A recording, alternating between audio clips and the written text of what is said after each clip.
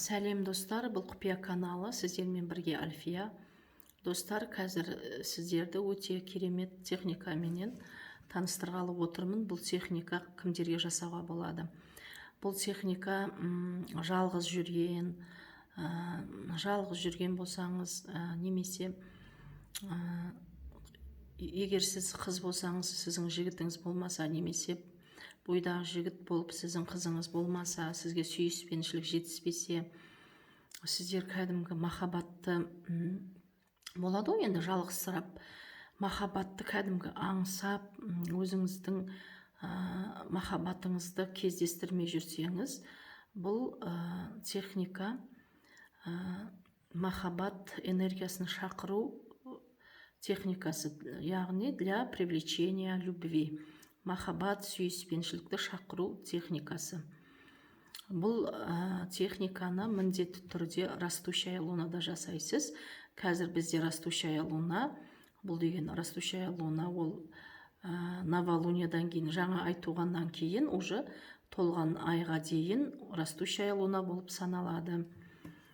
Яғни өсіп келе жатқан ай болып саналады. Осы сол кезде растущая луна кезінде жасаймыз міндетті түрде. Түнгі 12-ден жасасаңыз болады. Ол үшін әдеттегідей, бұл да өте қарапайым техника. Әдеттегідей қол жуатын жерге кранды барып ашасыңыз. Кранды ашып, мына дұғаны 3 рет оқисыңыз. Мехебеттім эшким атыңыз, өзіңіздің атыңызды айтасыңыз.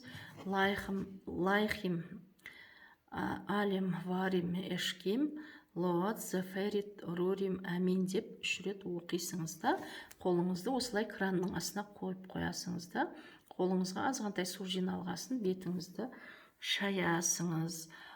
Міндетті түрде ол бетті сүртуге болмайды, бетіңіздегі суды, ол өзі кеуіп қалу керек бетіңізде. Осыдан кейін достар, сіздің жақсы жаққа қарай өзгереді жағдайыңыз. Жақсы адам, яғни кездестіресіңіз.